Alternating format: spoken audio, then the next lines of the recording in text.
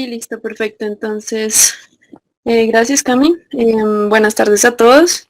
Mi nombre es Ana María Rincón, soy estudiante de Biología y Geología y voy a empezar a presentarles este tema sobre playas, procesos costeros y el océano costero. Cami, ¿tú pasas las diapositivas? Lista. Bueno, entonces como tal vamos a seguir un esquema. De primeras vamos a ver cómo están definidas las regiones costeras. En segunda instancia vamos a tratar sobre cómo los sedimentos se mueven en la playa. De terceras vamos a tratar sobre las costas erosionales y depositacionales. Cuartas, costas sumergidas y cambios en el nivel del mar. Quintas, estabilización rígida e intervención antrópica. De sextas, las características y tipos de aguas costeras. Y de séptimas, qué problemas enfrentan los manglares. Listo. Bueno, entonces como introducción, si bien varios estudios revelan que aproximadamente el 50% de la población mundial, es decir, alrededor de 3.500 millones de personas, viven a lo largo de las costas. Como tal, se sabe que para el 2025 se espera que hasta el 75% de esta población mundial viva en la costa. Y entonces aquí es donde todos nos preguntamos como, pero ¿por qué? O sea, tantas personas viven en la costa. Pues claramente esto se debe a diferentes condiciones que estas zonas del planeta nos brindan, como por ejemplo un clima templado, la abundancia de comida de mar. Ahí podemos ver que muchos de los animales que encontramos pues, en los océanos nos sirven de alimento a nosotros los humanos. Facilidad de transporte por todas las conexiones que existen, asimismo un turismo en abundancia y pues también otros negocios que podemos hacer en estas zonas. Sin embargo, aunque pues estas regiones costeras son lugares deseables para vivir, este rápido aumento de la población humana también puede impactar negativamente en los entornos costeros. Continúa, Cami, por favor. Listo, entonces, como tal, si bien sabemos que el océano costero está lleno de vida marina, como podemos ver aquí en esta imagen, aproximadamente el 95% de todo el pescado capturado en los océanos se obtienen dentro de los 320 kilómetros de la costa. Y asimismo, pues estas aguas costeras sustentan aproximadamente el 95% de la masa total de vida en los océanos. Esto es una cifra bien alta si nos ponemos a pensar. También sabemos que los estuarios costeros y los humedales se encuentran entre los ecosistemas biológicamente más productivos de la Tierra y sirven como zonas de cría de muchas especies de las que habitan en el océano abierto. Asimismo, también tenemos que tener en cuenta que los humedales costeros también sirven como limpiador de contaminantes para la escorrentía de tormentas, pues antes de que llegue al océano como tal. Pues debido también como a estos efectos de los humanos y pues diferentes cambios que existen en los ecosistemas marinos, hay ciertas especies que se encuentran amenazadas y es por eso que existe el libro rojo de peces marinos de Colombia, por ejemplo, donde podemos ver todas esas especies de peces que pues están siendo vulnerables por debidas razones. Entonces, si están interesados, pues pueden también consultar este libro rojo y mirar qué especies están siendo vulnerables. Listo, continúa, Cami, por favor. Bueno, listo. Entonces, como bien sabemos, la región costera cambia constantemente porque como tal las olas rompen en la mayoría de costas prácticamente unas 10.000 veces al día. Y al hacer esto, pues se libera una gran energía que puede causar pues diferentes afectaciones, como podemos ver en estas imágenes. Es decir, que las olas causan erosión en algunas zonas y también pueden causar depositación o deposición en otras. Y pues estos cambios pueden ocurrir cada hora, pueden ocurrir diariamente, semanalmente, mensualmente, estacionalmente y anualmente. Como tal, aquí vemos los efectos de la erosión costera en la vía Ciénaga-Barranquilla, que prácticamente el agua está llegando a la carretera. Y en la otra imagen a la derecha podemos ver la playa de Salguero Santa Marta, donde pues como tal ha habido una erosión bastante considerable en este lugar. Listo, continúa por favor. Bueno, entonces, ¿qué temas vamos a tratar como tal? Pues vamos a examinar las características principales de las playas y las costas, incluyendo los procesos que las modifican. También vamos a discutir las formas en que las personas interfieren en estos procesos y pues como tal creando peligros para ellos mismos y también para el medio ambiente. Y por último pues vamos a examinar las características y los tipos de aguas costeras, incluyendo cómo las actividades humanas pues han impactado en estas regiones. Listo, continúa por favor. Bueno, entonces de primeras vamos a ver cómo están definidas estas regiones costeras. Aquí podemos observar un diagrama de una región costera con acantilado, mostrando la terminología de playas y accidentes geográficos. Bueno, entonces de primeras vamos a definir qué significa como tal una playa. Una playa como tal se define como toda el área activa de una costa en que se ve afectada por olas. Esta se va a extender desde la línea de marea baja en alta mar, que es la parte de la izquierda, hasta el extremo de la berma. ¿Listo? Donde dice berm, a la derecha. Aunque la mayoría como tal de estas características de playa se pueden encontrar en cualquier playa, pues no todas las playas van a tener estos acantilados que podemos observar en la gráfica. Bueno, entonces les voy a mencionar brevemente lo que significan estos nombres que pueden observar en pantalla.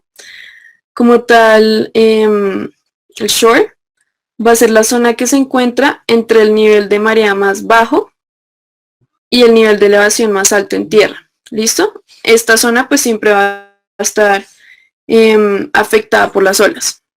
Listo.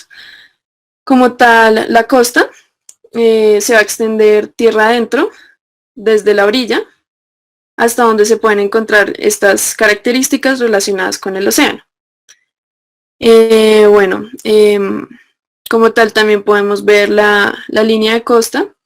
Esta va a marcar el límite entre la orilla y la costa. Y pues aquí limita las olas más altas.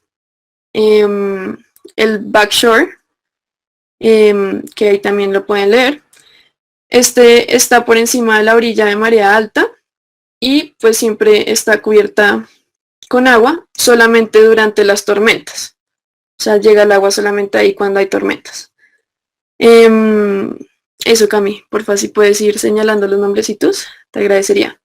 El foreshore va a ser la parte expuesta durante la marea baja y también sumergida en marea alta. ¿Listo? Como tal, faltaría el shoreline. Pues estaba a migrar de adelante hacia atrás con la marea y como tal es el borde del agua. Listo. El near shore. Eso, ahí.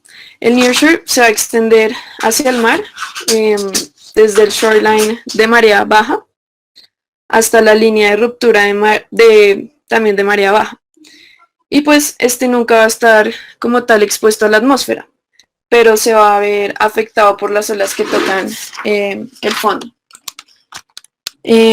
Aquí cabe recalcar que la zona de offshore es una zona, digamos, profunda, donde raramente pues las olas van a afectar el fondo. También tenemos el Wave Cut Bench, ¿sí? Listo. Ahí el Wave Cut Bench va a ser como tal una superficie plana erosionada por las olas. Em, por otro lado, pues tenemos también el berm, que está hacia la derecha. Este como tal va a ser un margen seco. Está ligeramente inclinado y elevado por la playa, que se puede encontrar, pues, en este caso, al pie del acantilado costero, o asimismo en otras playas las podemos encontrar en dunas de arena. Como tal, como la arena aquí es mayoritariamente seca, es donde las personas como tal toman el sol o colocan sombrillas de sol y bueno, se hacen ahí como para descansar. También tenemos el beach face, está a la izquierda. Es la superficie húmeda inclinada que se va a extender desde la berma a la costa. Y pues está más expuesto durante la marea baja y a veces también la podemos conocer como terraza de marea baja. Esta es la zona como tal donde las personas usualmente utilizan para correr, ya que la arena está húmeda y como tal está bien compacta y empacada.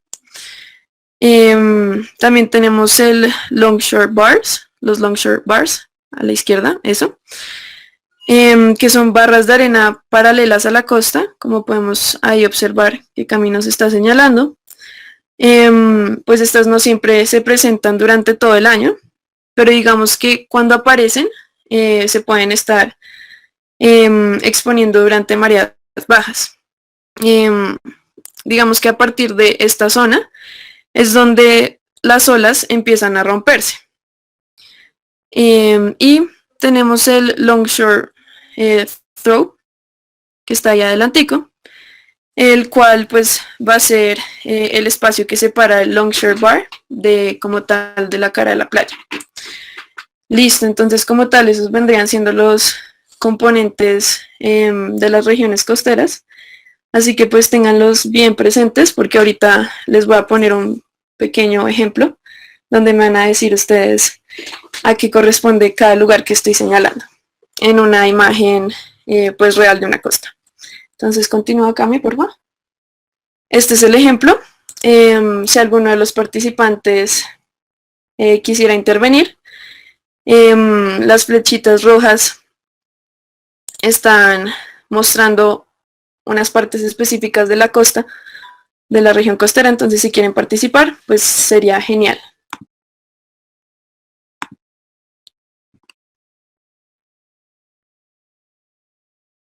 ¿Quién quiere participar? Hola. Bueno, la flecha de arriba de la derecha que indica como la parte como, que se ve como gris, creo que es la berma. Sí, sí, correcto, exactamente, sí, muy bien. Estás en lo correcto. Muy bien, Eduardo. ¿Alguien más quisiera participar?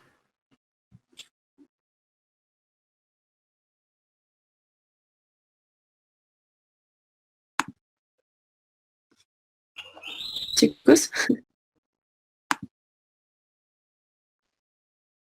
por ahí alguien prendió el micrófono. Oh, bueno, Eduardo, tú, si quieres, podrías Bueno, ayudarnos con el... no sé si la que está, la de abajo es, no sé si eso se considera acantilado, la verdad no sé. Perfecto, sí. De hecho, es el acantilado. Sí, muy bien. Y la de la izquierda, es que se me olvidó el nombre, pero era la que decías que donde trataba a la gente que estaba como mayormente húmedo. Sí, exactamente. ¿No te acuerdas de cómo se llama? No, es que se me olvidó. Bueno, pero bien, o sea, acertaste todas. Esa se llama Beach Face. Entonces, súper bien. Ahí están las respuestas y qué bueno, Eduardo, muchas gracias por tu participación. Ahí las diste todas. Listo. Entonces, continuemos, pues así como tal sea una costa. Y listo. Ahora, por último, pues les voy a decir más o menos sobre la composición de las playas. Si bien sabemos, las playas están compuestas de sedimentos no consolidados que pues van a variar entre tamaño de grano fino hasta pues arena grava. Entonces, estos sedimentos pues pueden también variar en composición dependiendo también de las fuentes que alimentan la playa. Entonces, podemos ver que estos pueden ser litogénicos o terrígenos a la izquierda. Podemos también encontrar algunos biogénicos y otros mixtos. Entonces, como tal, los primeros provienen de la corteza terrestre, muchos de ellos van a ser silicatos, tanto oscuros como claros, por ejemplo, micas, minerales oscuros, sobre todo también con hierro y magnesio y demás. Y pues estos se transportan por los ríos como tal, desde tierra adentro hasta la costa. Por lo cual pues se debería encontrar playas más terrígenas cerca de la desembocadura de los ríos, mientras que los segundos, es decir, los biogénicos, pues van a provenir del océano o del mar. Y estos pues corresponden a partes duras de carbonato de calcio de los organismos marinos. A diferencia de los litogénicos, los sedimentos biogénicos se producen in situ, lo que significa que no viajan grandes distancias, por lo que pues la gran mayoría se produce cerca de la playa, a la cual están como tal alimentando. Y por último, las playas con sedimentos mixtos pues van a tener dos fuentes alternas o simultáneas de sedimentos. Entonces los sedimentos litogénicos que provienen del río y los sedimentos que provienen de los organismos marinos que habitan como tal en el área. Aquí pues cabe recalcar que las costas colombianas están compuestas por playas arenosas, interrumpidas también por formaciones rocosas, y asimismo hay otras que cuentan con manglares, que sabemos que son muy importantes para los servicios ecosistémicos que ellos brindan. Entonces, las del Caribe se forman como tal por sedimentos aportados por los ríos en el Golfo de Urabá y en la región de Santa Marta. Y pues sabemos que por erosión en la península de La Guajira, esta se forma por arenas blancas de origen coralino. Y por último, pues en los archipiélagos de San Bernardo, El Rosario y San Andrés y Providencia, también podemos encontrar este tipo de sedimentos. Cabe recalcar que las del Pacífico generalmente son arenas finas, aportadas más que todo por los ríos y las montañas litorales en esas zonas. Y pues son donde se encuentran las playas con más acantilados que en el Caribe. Listo, continuamos. Dale, Cami. Seguimos con mi compañera Camila Perdomo. Listo. Bueno,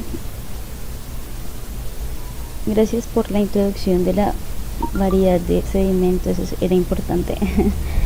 Pues para todo lo que viene, entonces pues además de que los sedimentos varían de acuerdo al tamaño, de acuerdo al origen, y pues tiene su clasificación respectiva. También se puede clasificar el movimiento que tienen en la playa, ¿sí? Entonces tienen diferentes movimientos, principalmente dos, un movimiento perpendicular y uno paralelo. Entonces pues en este sector, en esta parte del capítulo veremos cómo es ese movimiento de los sedimentos en la playa. Entonces pues los dos tipos de movimiento se dan a partir del rompimiento de las olas, ¿sí? Que más adelante lo veremos porque las olas rompen, porque se forma esa cresta y porque se producen estos dos diferentes movimientos, ¿sí? Entonces los dos tienen en común esto, pero el particular, que es el paralelo, se da con cierto ángulo respecto a la playa, como se puede visualizar en la imagen con las diferentes flechas de los movimientos, el perpendicular y el paralelo. Sigue por... Listo, entonces para comprender el movimiento, el desplazamiento de estas partículas, es importante comprender cuál es el swash y el backwash. Entonces el swash, como se puede visualizar en la imagen, es ese momento o ese transporte del sedimento cuando entra la ola a la playa, ¿sí? Entonces es en ese momento donde la playa humedece, la ola humedece la playa y se crea una lámina de agua sobre esta, que luego se va a filtrar y se va a devolver mediante el backwash, pues por el mismo movimiento de gravedad que va a permitir que el agua que entró se devuelva, pero este sí va a tener un ángulo recto. Igualmente, pues este movimiento de entrada y salida del sedimento también puede depositar sedimento en la playa, que pues cuando más adelante veremos cuando hay mayor dominio de la depositación y cuando se erosiona. Entonces, pues así como erosiona, también puede depositar sedimento y se puede formar la berma, como nos comentaba la compañera Ana María. Siguiente. Bueno, entonces esta imagen pues es como para familiarizarnos con ese fenómeno de entrada y salida del sedimento, del transporte del sedimento. Entonces ahí cuando uno se para pues en la playa, así que le llega el agua hasta los tobillos, uno ve como las partículas de arena y pues todo el sedimento se mueve a través de igual que el movimiento del agua. Entonces pues cuando empapa y cuando drena de regreso al océano. Entonces pues en el caso del movimiento perpendicular, que se da pues básicamente a 90 grados de la dirección de la playa, cuando predomina el swash, determina si la arena se deposita o se erosiona, ¿sí?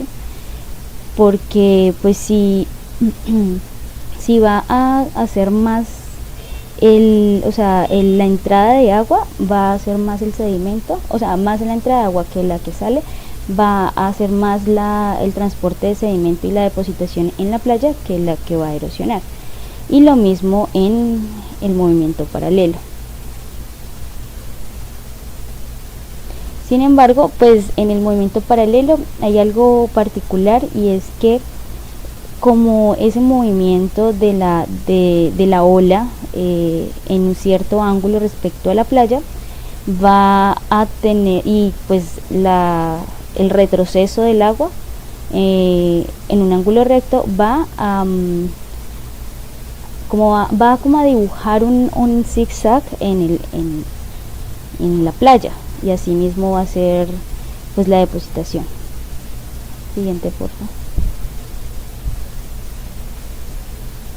Bueno, entonces para entender por qué rompen las olas es importante entender que las olas tienen una base, tienen una longitud que se considera una longitud de onda. Sabemos que las olas son unas ondas.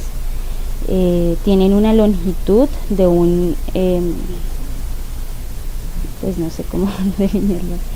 Entonces tienen una longitud de una ola a la otra, y tienen una amplitud que le llamaremos como pues no sé, la altura de la ola. Pero pues todas tienen una base que es donde se inicia ese movimiento, ¿sí? Aquí se puede observar que la profundidad de la base es la mitad de la longitud de la ola, ¿sí? Entonces, entre más grande sea la longitud de la ola, más profundo va a ser la base de la ola, ¿sí? Y asimismo va a ser, pues teniendo en cuenta esto, cuando la ola tiene una base muy profunda, pues va a arrastrar el sedimento si se tropieza con sedimentos, ¿sí? Entonces en la parte inicial de la imagen podemos observar que la base de la ola aún no está tocando la base, pues el piso oceánico, entonces no está afectando el sedimento.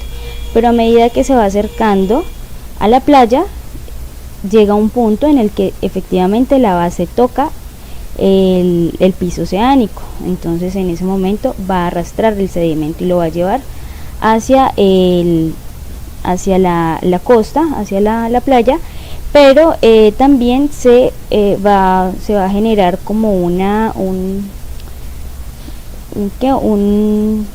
bueno, se va a aplanar la ola y se va a comenzar a formar la cresta que todos reconocemos como olas, ¿sí? Pero ese es un fenómeno físico y también va a incidir en la velocidad de la misma, porque la fricción que se ejerce en el piso va a permitir que la ola como que se vuelva más lenta. Sabemos que cuando se da el proceso de fricción, pues la velocidad disminuye, y en la parte de arriba, pues como va a tener la misma velocidad inicial, esa diferencia de velocidades va a generar lo que es la curvita que conocemos como el rompimiento de las olas. No sé si me hice explicar. Si tienen alguna duda, por favor me comentan o lo escriben, porque pues bueno, a veces se me complica explicar estas cosas. Pero bueno, sigamos. Entonces, el movimiento perpendicular, buenas tardes Sandra, el movimiento perpendicular, como podemos observar, se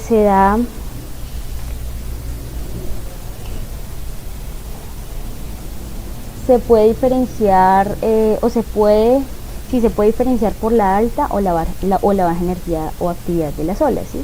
Entonces, pues la actividad de las olas depende, como me decía mi compañera, de la energía que ellas llevan. Entre pues más baja energía, va a haber un mayor depositación de sedimento y pues se va así eso. Pues con menor energía va a haber un mayor dominio del swash, o sea que va a haber mayor depositación de los sedimentos, y va a haber menor backwash, o sea menor erosión, ¿sí? Las ondas, las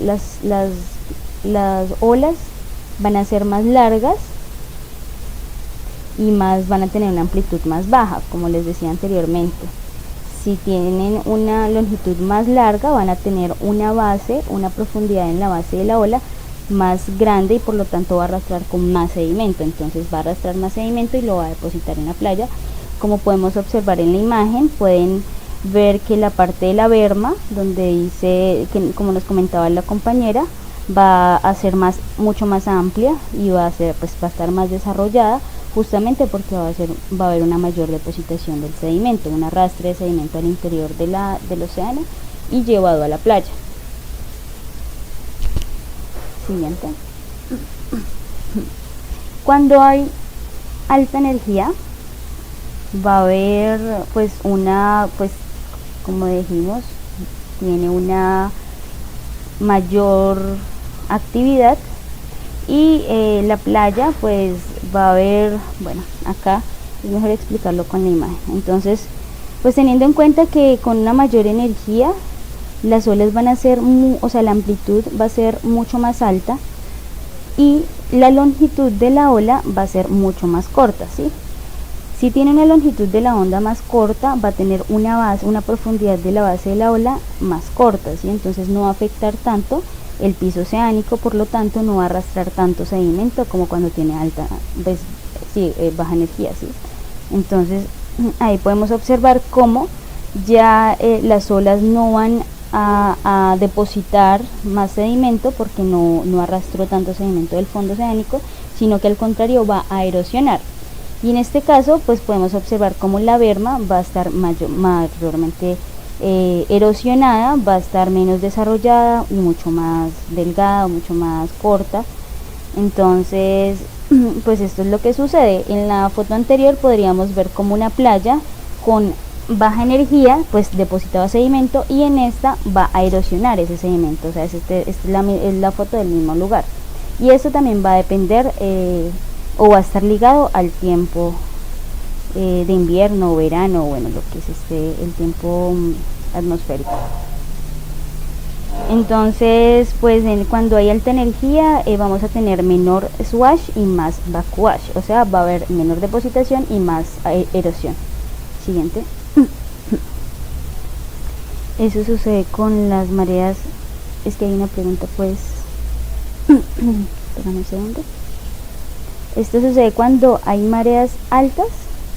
Bueno, lo que pasa es que esto va más ligado al movimiento de las olas, o sea, si la marea es un movimiento que se da a cierta hora del día, ¿sí? Por la atracción que hay con la luna, las atracciones gravitacionales con la luna y el sol, pero eso sí tiene ciertos límites en la playa. Lo que es el backwash y el swash está más ligado a la energía que lleva las olas, ¿sí? Entonces eso, pues la marea se da como 2 veces al día máximo, y las olas sí se dan constantemente. Entonces esto está más ligado al movimiento de las olas, que es constante.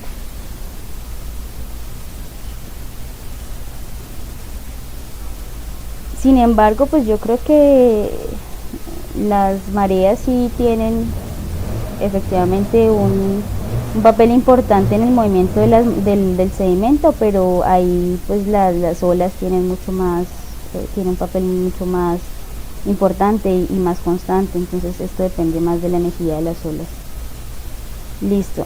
Entonces va a haber, este cuadro resume el comportamiento de la actividad de las olas en este movimiento perpendicular. Entonces cuando la energía de las olas es más baja y cuando es alta. Entonces cuando es baja, como dijimos, la berma es mucho, se construye a partir pues de sedimentos de la barra, como se ilustraba en la foto, porque la barra submarina se va a erosionar y va a llevar el sedimento a la playa.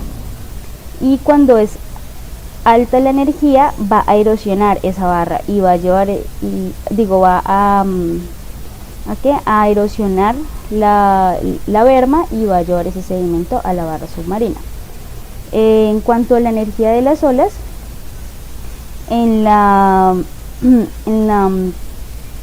perdón, es que estoy un poco enferma de la garganta.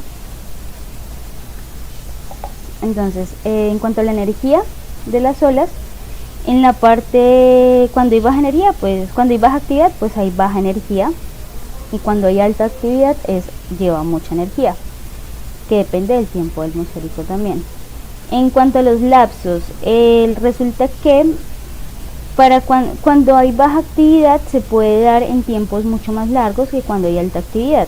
¿Por qué? Porque pues cuando hay una tormenta o cuando hay un huracán, pues es mucho más rápido que las olas aumenten su energía y pues tengan actividad alta en horas o incluso días. En cambio, pues la baja energía de las olas está más asociado a tiempos mucho más largos, como semanas o meses. En cuanto a en cuanto a la berma, cuando hay baja energía es mucho más desarrollada y mucho más amplia, y se da por la depositación. También esta baja energía está más asociada, o le dicen playa de verano, porque pues en el verano no hay tanta actividad y pues no va a haber como mayor erosión. Y la alta energía va a presentar en playas mucho más rocosas, porque la berma va a estar mucho más estrecha y mucho más erosionada, porque ese sedimento va a ser erosionado y llevado a la berma, a la barra submarina. Siguiente. Bueno, entonces pues como comentaba anteriormente, las playas en tiempo de verano están mucho más hay mucho mayor sedimento, hay mayor sedimento porque hay mayor depositación, y en invierno hay mayor erosión. Es la comparación de dos imágenes. En la primera, donde hay una playa más desarrollada, la formación se da a partir de sedimentos que son erosionados de la barra submarina o litoral. Y en la otra, pues la playa va a ser erosionada y ese material se va a trasladar se van a formar barras submarinas debido a esa erosión, a esos sedimentos, porque a algún lado irán esos sedimentos y efectivamente se depositan en el océano.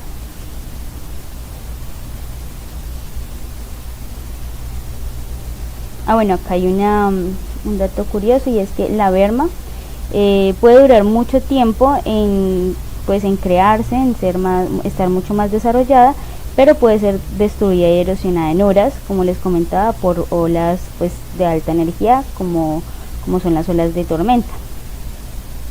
Siguiente.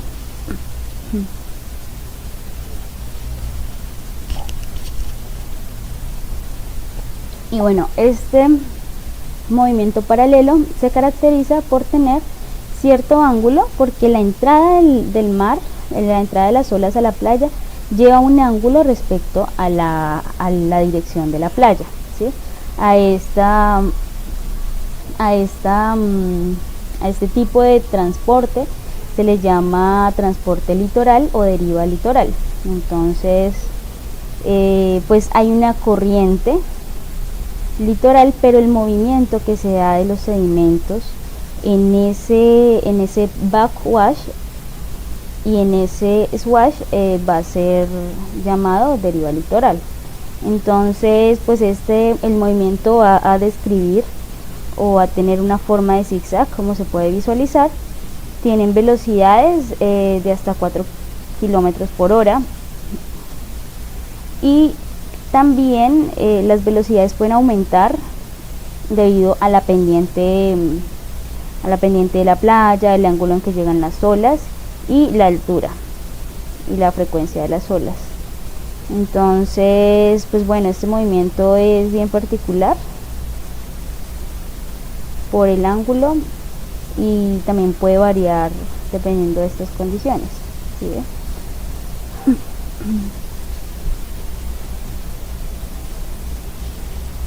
Como se puede observar en la imagen de arriba, ahí se describen perfectamente el zigzag que se va generando. Entonces ustedes dirán, pero ¿por qué el movimiento de salida del agua es recto? O sea, ¿por qué es en ángulo recto respecto a la playa? Y esto se da porque ya ahí no incide o no afecta el ángulo en que entra el agua, sino que en este caso ya incide pues es la gravedad, entonces va a tener un movimiento perpendicular. Entonces pues este movimiento comúnmente se desarrolla en la zona de oleaje, y pues se da debido a la refracción de las olas. Las olas también pues se desvían, se refractan, porque a veces chocan con cuerpos que salen de la playa, y pues esto hace que las olas en ese cuerpo lleguen con mayor energía, y en los espacios en los espacios amplios como son las playas esparzan su energía, y asimismo van a cambiar el rumbo de su dirección. Siguiente.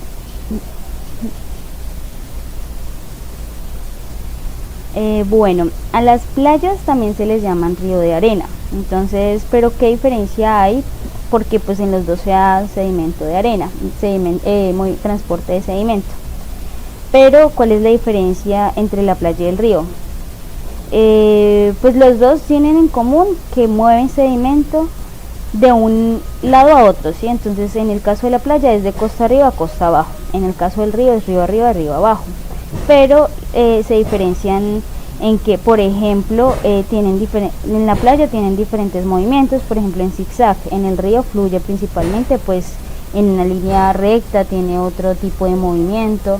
También por la dirección, porque las olas normalmente pueden cambiar la dirección, o sea, son muy variables, tienen que ser, o sea, todo el tiempo están cambiando por el tiempo, por cuerpos, bueno, en fin, pueden cambiar constantemente.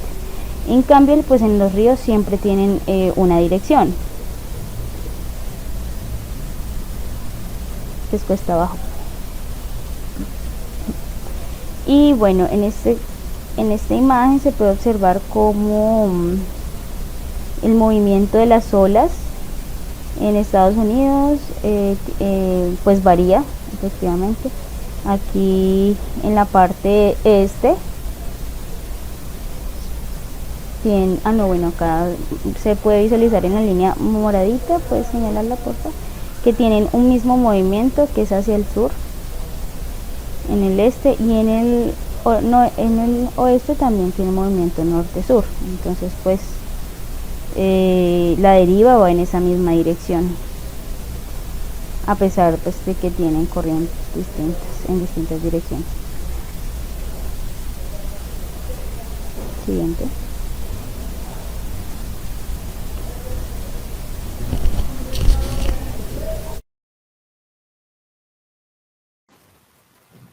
Bueno, hola, buenas tardes. Yo soy Paola y les voy a hablar con mi compañera María Alejandra sobre las costas erosionales y precipitaciones. Entonces, por si se puede pasar la diapositiva.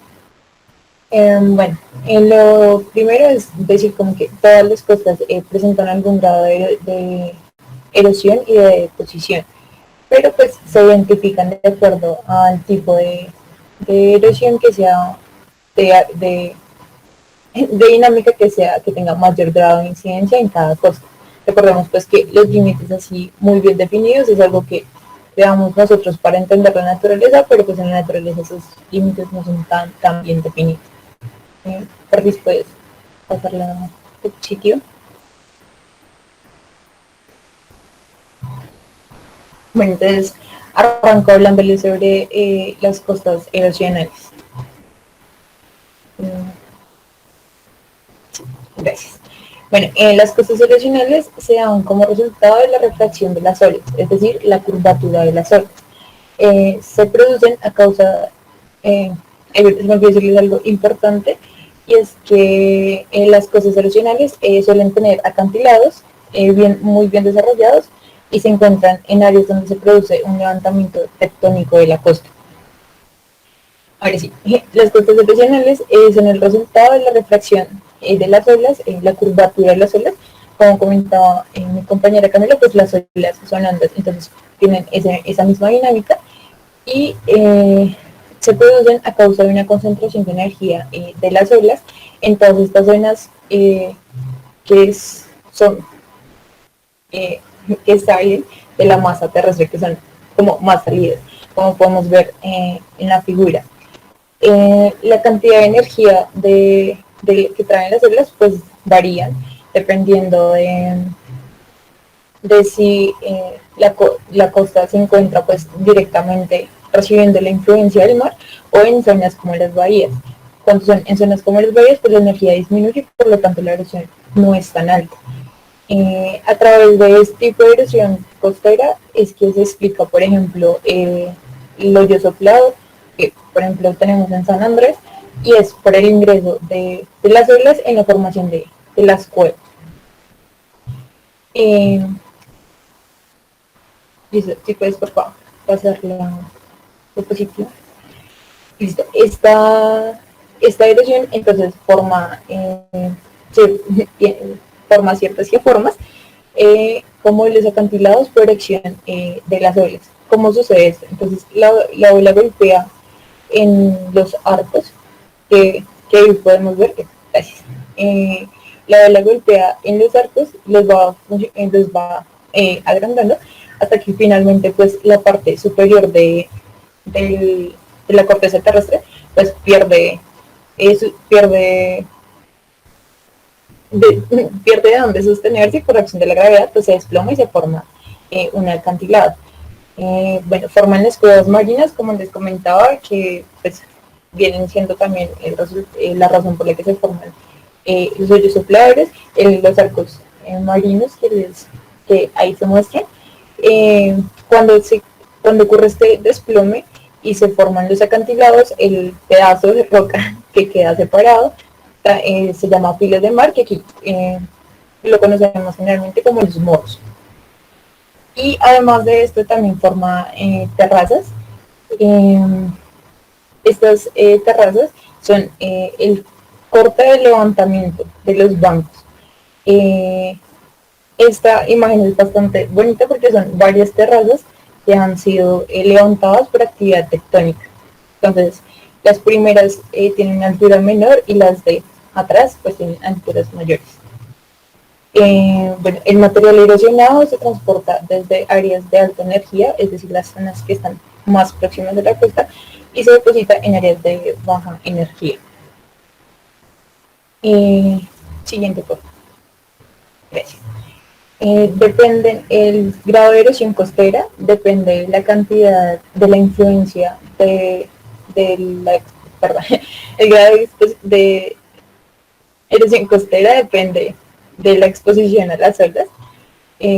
Como les comentaba, es diferente si el acantilado está recibiendo directamente la energía del mar o si está en una bahía, pues porque es más cerrada y pues la energía va a entrar con menos potencia y con menos velocidad. La cantidad del rango de las mareas, es decir, la cantidad de mareas que entran en determinado tiempo y con determinado alcance, y la composición del lecho rocoso costero. Igual, independientemente de esto, pues como les comentaba, todas las costas sufren cierto grado de erosión de este tipo. Y pues generalmente es cuando ya se sufren cambios muy abruptos, es cuando hay un cambio de elevación de la masa terrestre, que normalmente es por cuestiones tectónicas. Y listo.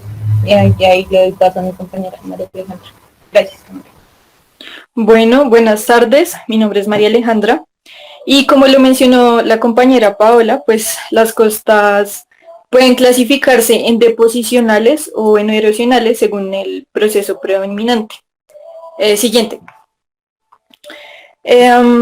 Entonces, bueno, pues cabe mencionar que todos los procesos erosivos llevan también o conllevan procesos deposicionales. Entonces, los sedimentos que son generados por la erosión de acantilados, por ejemplo, o los sedimentos que son transportados por los ríos, se depositan a lo largo del margen continental. Esta depositación se da en gran parte influenciada por las corrientes de deriva litoral, como lo explicó Camila. Entonces, todos estos procesos pues también generan unas formas o unos rasgos muy específicos que se muestran en ese esquema de arriba. Lo que veremos a continuación pues son estas formas. Siguiente. Un primer rasgo del cual vamos a hablar se denomina espiga. Las espigas son cuerpos de sedimentos que tienen forma de cresta y los cuales se forman en zonas de bahía y se extienden en la dirección de la deriva litoral. Entonces ahí donde está señalando el cursor vemos un ejemplo de una espiga. Estas generalmente tienden a cerrarse hacia la bahía. Ahora bien, cuando las corrientes lo permiten, estas espigas se desarrollan y forman lo que se llama una barrera de bahía, que ya es pues una extensión de la espiga que cierra la bahía, como su nombre lo dice. Siguiente. Otra forma en la que se acumulan los sedimentos se denominan los tómbolos. Alguien pregunta aquí que si es lo mismo que una isla barrera. No, no es lo mismo, más adelante veremos por qué. Pero sigamos hablando de los tómbolos. Los tómbolos son también cuerpos, generalmente de arena, en forma de cresta, que lo que hacen es conectar una isla o un morro con toda la zona continental. Siguiente.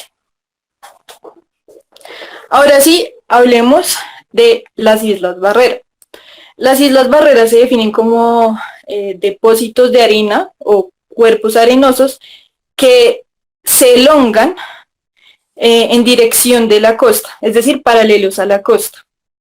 Y en su parte trasera están limitados por, o usualmente están limitados por lo que se llaman lagoons. Si bien hay muchas hipótesis, pues que hablan acerca de cómo se forman las islas barrera. La más aceptada sostiene que fueron formadas como resultado del aumento del nivel del mar. Como sabemos, en los últimos años, no solo años, sino miles de años, ha estado aumentando pues el nivel del mar. Se cree que estas islas barrera eran antiguas bermas de playa, es decir, esas zonas prominentes en las playas, y a medida que fue aumentando el nivel del mar, pues la zona trasera de estas bermas fue inundándose, formándose lo que ahora conocemos como los lagoons.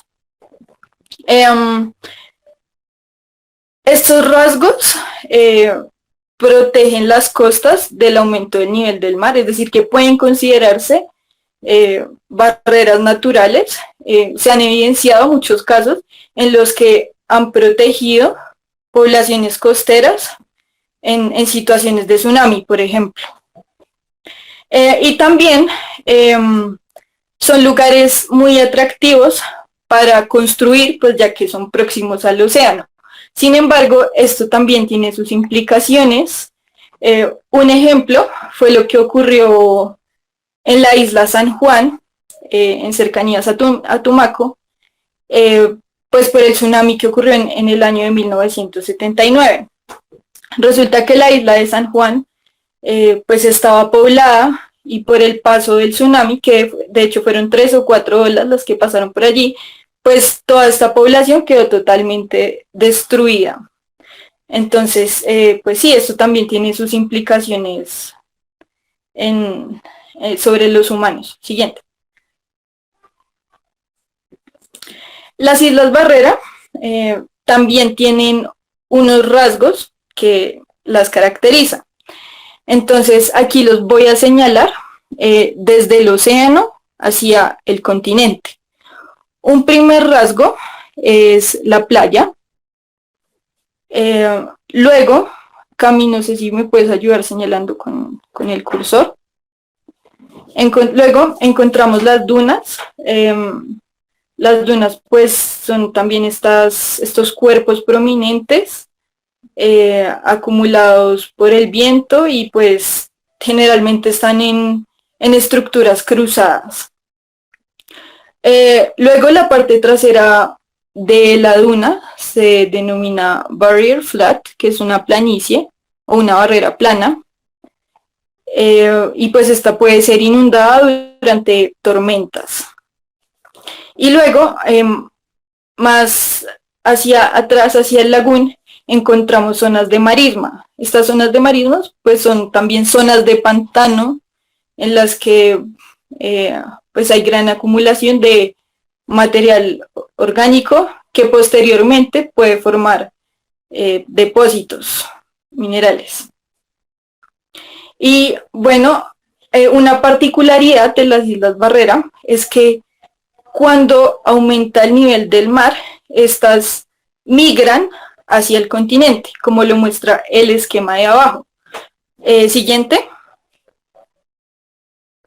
Entonces, estos dos esquemas muestran cómo es ese proceso de migración hacia la zona continental. Este proceso de migración está evidenciado también por la exposición de esos depósitos que les comentaba que se forman abajo, pues por causa de las marismas. Siguiente.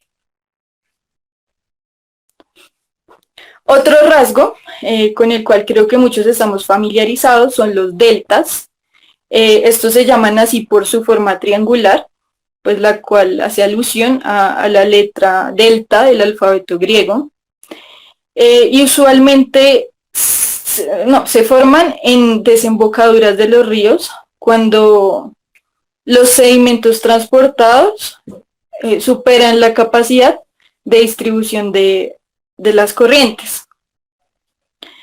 Los deltas crecen a través de distributarios. Ahí en la primera imagen se señala que es un distributario. Estos pues son como si fueran dedos. Y según los procesos predominantes, los deltas pueden tener diferentes formas. En el primer ejemplo, Vemos el delta del río Mississippi en el Golfo de México y este adquiere esa forma como de patada de pájaro porque allí los procesos de depositación superan a los procesos de erosión y transporte. Luego tenemos un segundo ejemplo que es el delta del río Nilo y como vemos su forma es diferente. ¿Por qué? Pues porque los procesos erosivos y de transporte son mayores a los de depositación. Siguiente. Y un último rasgo del cual vamos a hablar, asociado a playas depositacionales, son los compartimientos de playa. Los compartimientos de playa se entienden como todo el sistema que alimenta y que conforma a una playa. Tiene tres componentes. El primer componente son los ríos, pues que suministran arena o sedimento. El segundo componente es la playa en sí misma. Y un tercer componente son los cañones submarinos que distribuyen sedimentos fuera de la costa. Siguiente. Entonces, en este esquema se muestra un ejemplo de qué es un compartimiento de playa. Este caso en particular es en California y aquí se muestran 4 diferentes compartimientos de playa. Cada una pues es un subsistema que tiene sus propios procesos, ¿sí? Y sus propios componentes, es decir, sus propios ríos, pues la playa en sí misma y los cañones submarinos. Siguiente.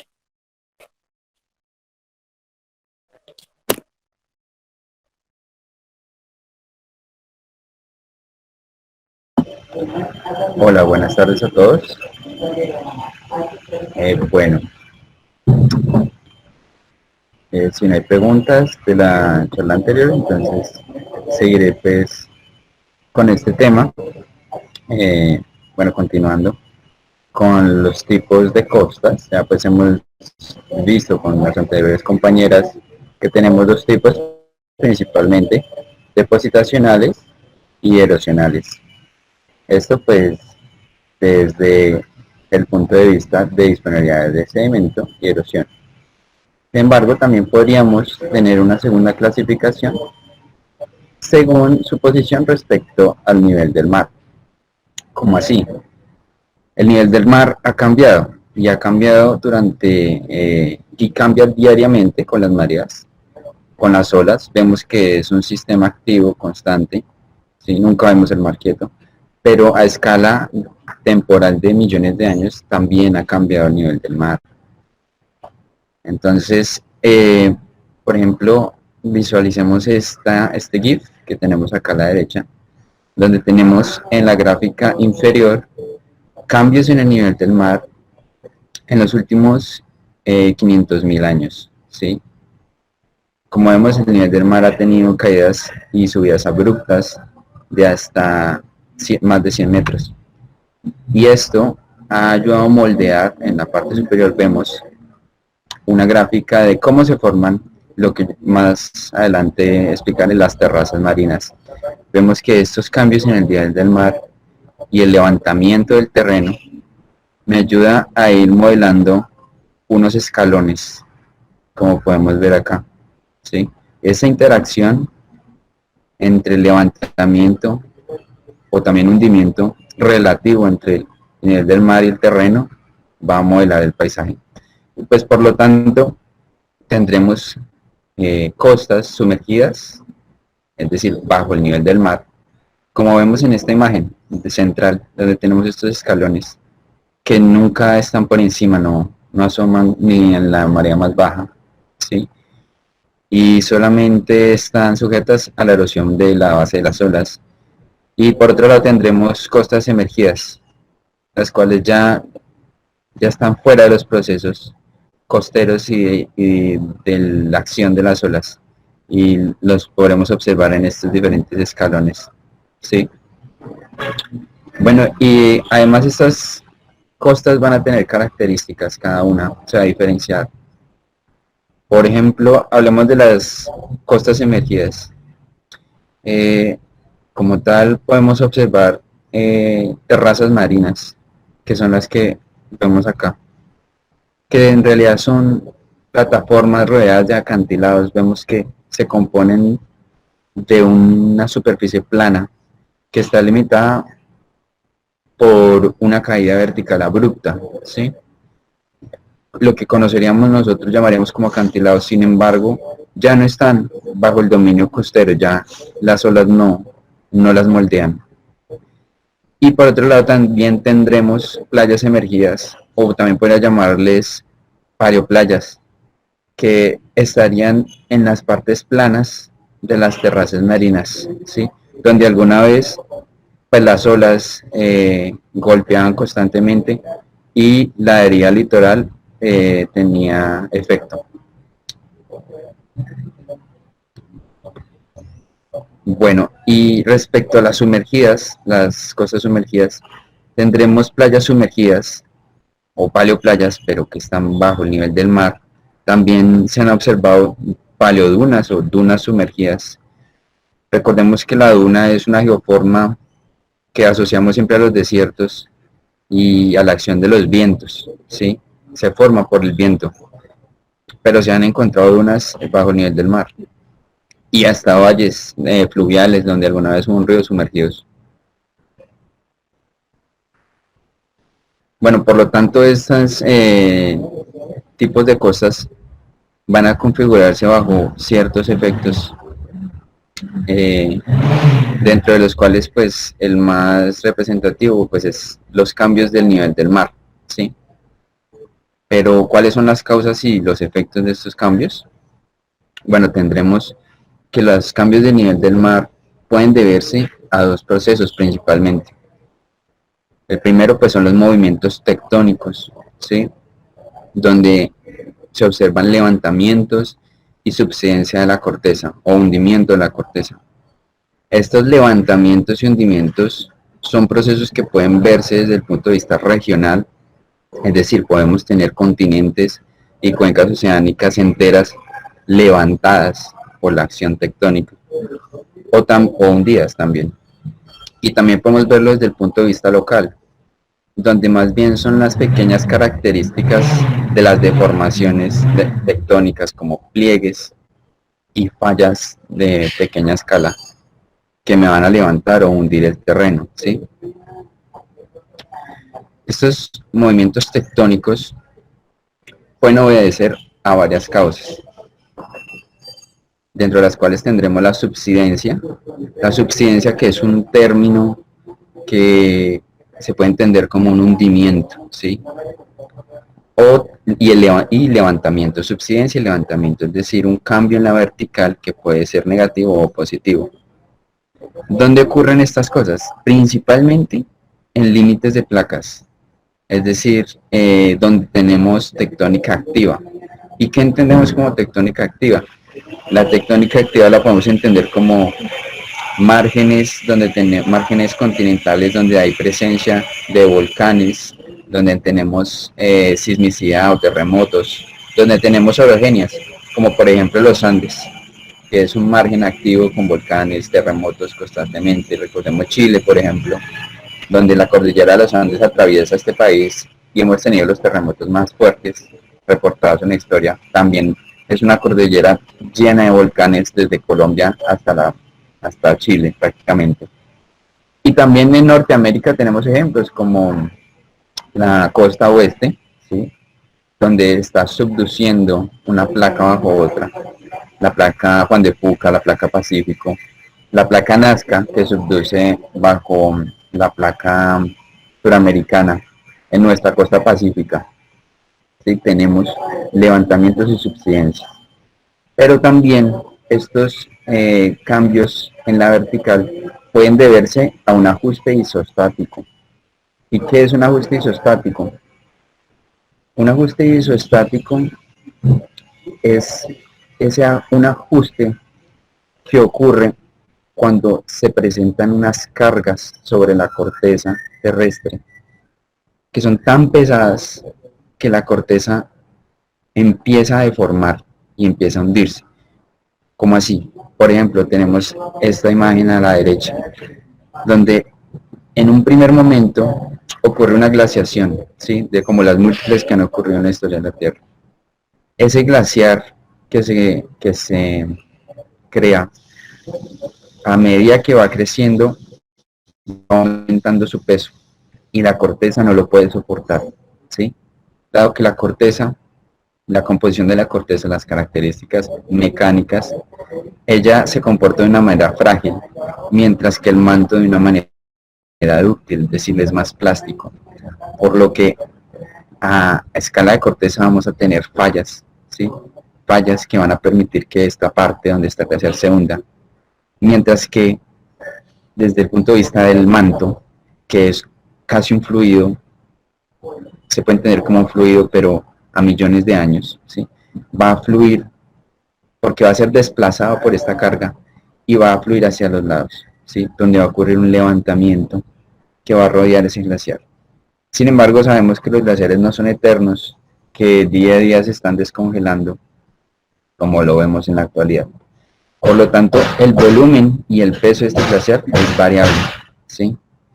Y en momentos, va a llegar un momento en que los glaciares se van a derretir, como ya ha ocurrido, y ese peso que antes tenía la corteza va a desaparecer, ¿sí? Por lo tanto, este fluido va a volver a su lugar, ¿sí?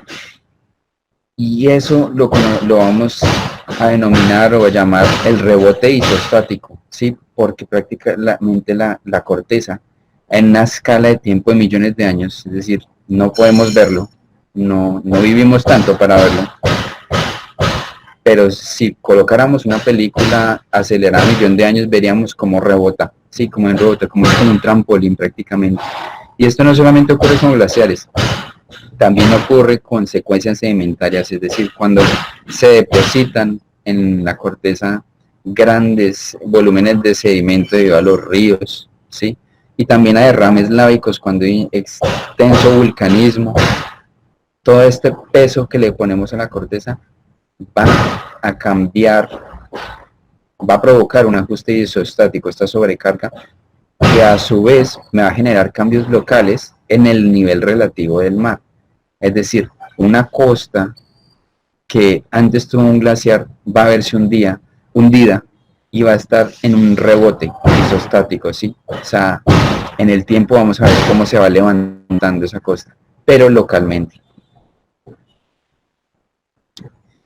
Y por otro lado, tenemos los cambios eustáticos del nivel del mar. ¿Qué es la palabra eustático? Eustático podemos entenderlo como cómo cambia el nivel relativo del mar, ¿sí? Pero bueno, ustedes dirán, el nivel relativo del mar cambia día a día, ¿no? Yo veo que el mar sube y baja, las mareas suben y bajan, ¿sí? Pero también esto es en un ciclo mayor de tiempo, vamos a tener cambios de muchos metros, ¿sí?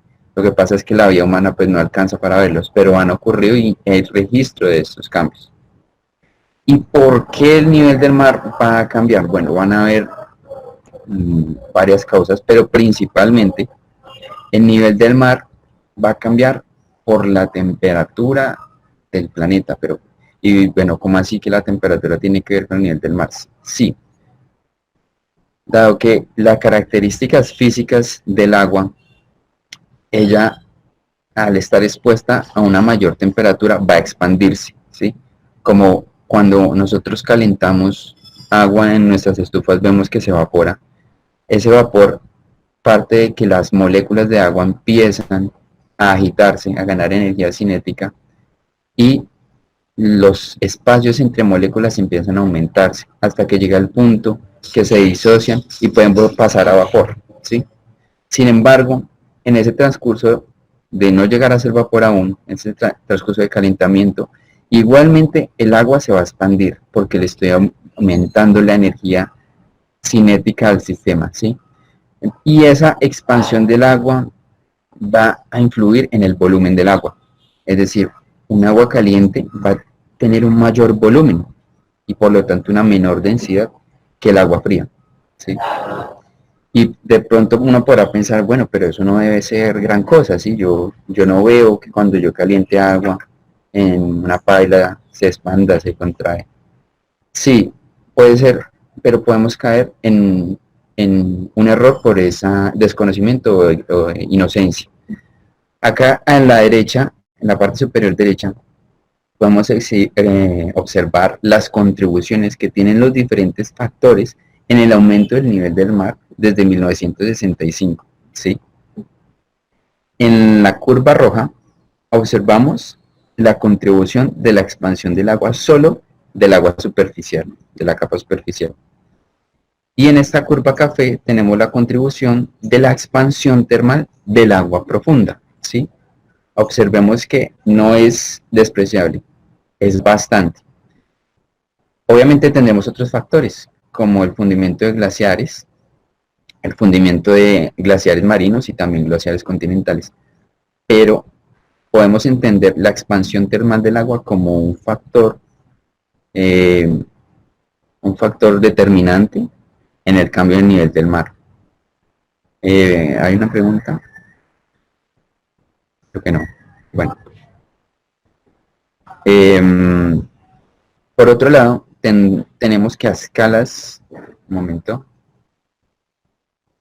ya, a escalas de tiempo de millones de años, no solamente la expansión termal del agua va a influir en el nivel del mar, sino también la expansión de las dorsales oceánicas.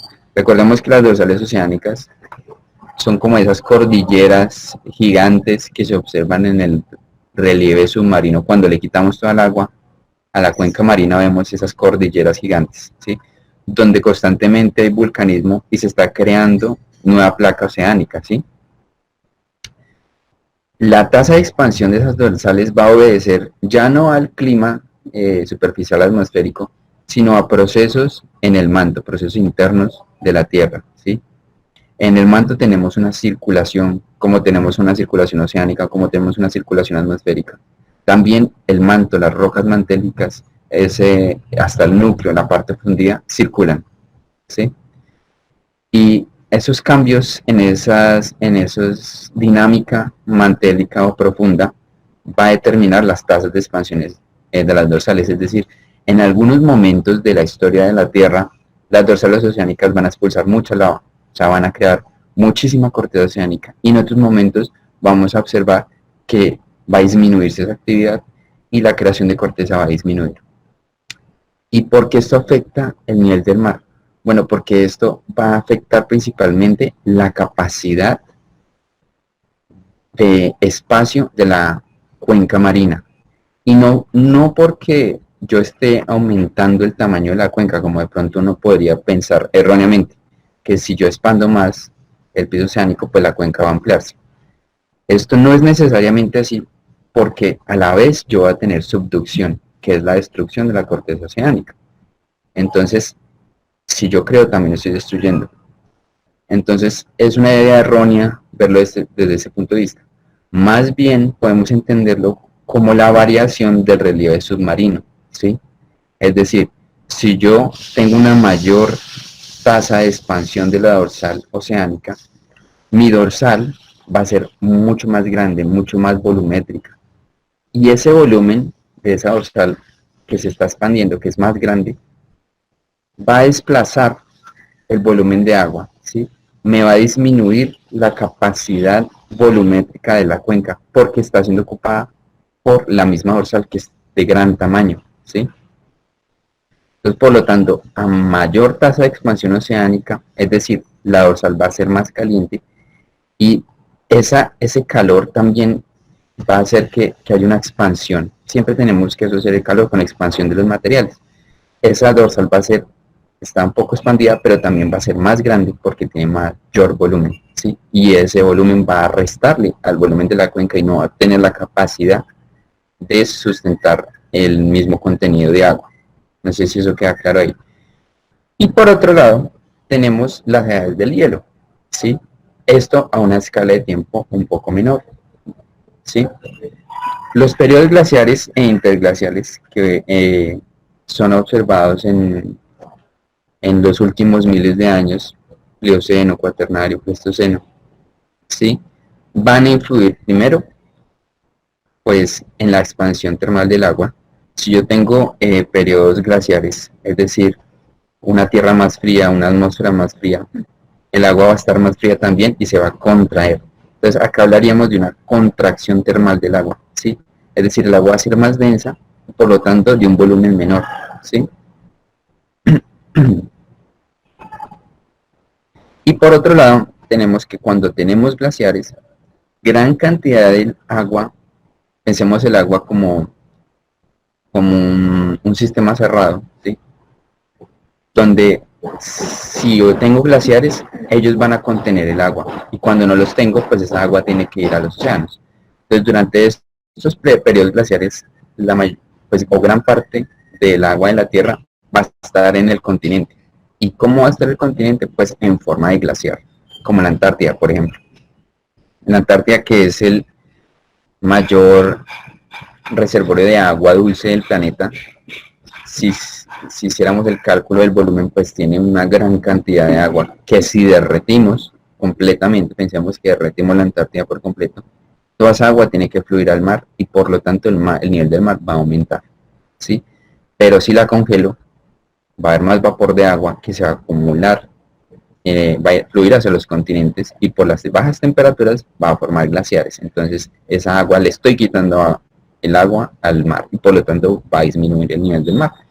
Y muestra de eso pues son los registros en miles de años de cambios del nivel del mar. Hemos tenido cambios del nivel del mar de hasta más de 100 metros, ¿sí? Durante periodos glaciares, que es esta área azul que tenemos acá, tenemos los niveles más bajos del nivel del mar, ¿sí? Mientras que en periodos de desglaciación o interglaciares, esos glaciares se van a fundir, se van a derretir y el agua se va a ir al mar y por lo tanto vamos a ver un aumento del nivel del mar, ¿sí? Bueno, espero que haya quedado claro el tema de cambio de nivel del mar y costas emergidas y sumergidas. Los dejo pues con el siguiente tema, estabilización firme de costas. Muchas gracias, compañeros. Buenas tardes a todos, mi nombre es Wendy Arias. Yo les hablaré sobre la estabilización firme de costas, también llamada estabilización rígida, estabilización dura o blindaje de costa. ¿En qué consiste esto? Bueno, es sencillo, son estructuras construidas para proteger la línea de costa de la misma erosión o para prevenir el movimiento de arena a lo largo de la playa. Entonces existen de 4 tipos. Están los grind and grain fields, que son, la traducción son espigones, los jetties, que son, la traducción es malecones, los breakwaters, que son los rompeolas, y los seawalls, que son diques, ¿sí? Entonces, siguiente, por favor, ya les explico cada uno. Camilo, eso, gracias. Listo, entonces, el primero, los espigones. Estos, pues la característica principal es que son construidos perpendicularmente a la línea de costa. La línea de costa, si ustedes ven en la imagen a la derecha, es esa línea punteada negra que va de norte a sur, ¿sí? Entonces, estos son diseñados, o sea, la función de estos es atrapar la arena que se mueve en dirección paralela a la línea de costa, ¿sí? Entonces, lo más común es que se construyan de grava, o bloques de otro material rocoso, hasta también he visto que construyen de madera estas mismas estructuras. Entonces, estas estructuras son construidas, pues ya como les mencioné, para como atrapar la arena, pero ¿qué pasa? Que al momento de atrapar la arena, pues está perdiendo ahí un balance. Entonces, como se puede ver a la parte sur, donde está señalando pues mi compañera, hay un efecto erosivo, y al otro lado, en donde está este espigón, hay un efecto pues de sedimentación, ¿sí? Hay una depositación, pero pues al otro lado está el efecto contrario. Entonces realmente pues esto no es muy productivo, la verdad. Para que esto funcione, pues se necesita una ingeniería adecuada y pues un buen presupuesto, porque tener una estabilización de estos procesos naturales es bastante complicado. Entonces, la característica también principal de estos es que ustedes los encuentran como uno solo o como un campo de espigones, ¿sí? Siguiente, por favor.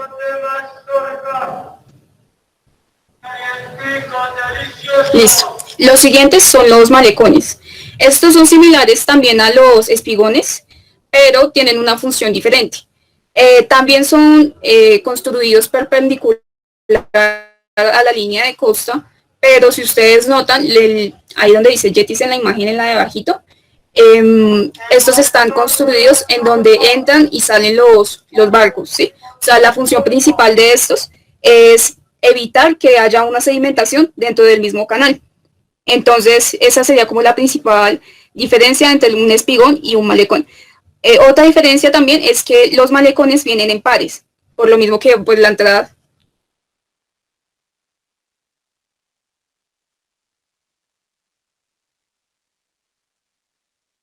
tiene que tener los dos lados, ¿sí? Bueno, con un grupo de espigones. Entonces, bueno, sí, o sea, el principal propósito prácticamente es proteger la entrada a los puertos. Y bueno, y se construyen a veces en pares, o sea, no puede ser solamente construido, por ejemplo, hoteles, no, o sea, toca que sea exactamente por pares. Y estos también tienen el mismo problema que los espigones, que en un lado hay erosión y en el otro depositación. Entonces ahí es donde ya uno dice, ¿sí sirve? Ahí es como que uno ya se empieza a preguntar. Listo. Siguiente, por favor. Vale. El siguiente entonces serían los rompeolas. Esta también es una forma de estabilización dura de la costa. Y pues su principal característica es que se construye paralelo a la línea de la costa. Estos rompeolas interfieren con el transporte natural de la arena. Lo que hacen es bloquear las olas para mantener la arena dentro del lugar. ¿Sí? Entonces, por ejemplo, la imagen de abajo, si la puedes señalar, Camila, ahí lo que está haciendo es evitar que el oleaje se lleve la arena. ¿Sí? Entonces, ¿para qué son construidos estos? Para que haya, o sea, para evitar que haya erosión en la línea de costa, en lugares donde normalmente hayan hoteles, residencias, hoteles, entonces pues es importante como mantener al menos una parte de playa en el lugar y por eso pues son usados estos mismos. Pues ahí, ¿cuál es el problema? Entonces, el problema se los vamos a dar en la siguiente imagen. Siguiente, por favor. Estos pueden ser contradictorios, o sea, contraproducentes, la verdad, porque, bueno, sí, o sea, en la imagen izquierda lo que se está mostrando es antes de que se colocara el rompeolas, ¿sí? En la izquierda, ahí eso fue antes de que se colocara. Como ven, la línea de costa, bueno, es bastante delgada la playa, y en la siguiente imagen fue después de que se colocó este rompeolas. ¿Qué pasó? Que ellos tuvieron un problema ahí con, o sea, porque al colocar este rompeolas que se ve enfrente, ahí está señalado, hubo una acumulación excesiva de arena y ahí entonces ellos no sabían cómo proceder, o sea, porque estaba excediéndose demasiado la sedimentación, entonces eso se volvió, sí, ese fue el problema.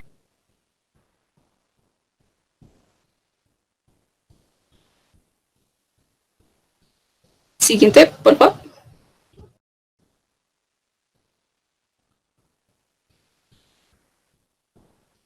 Listo.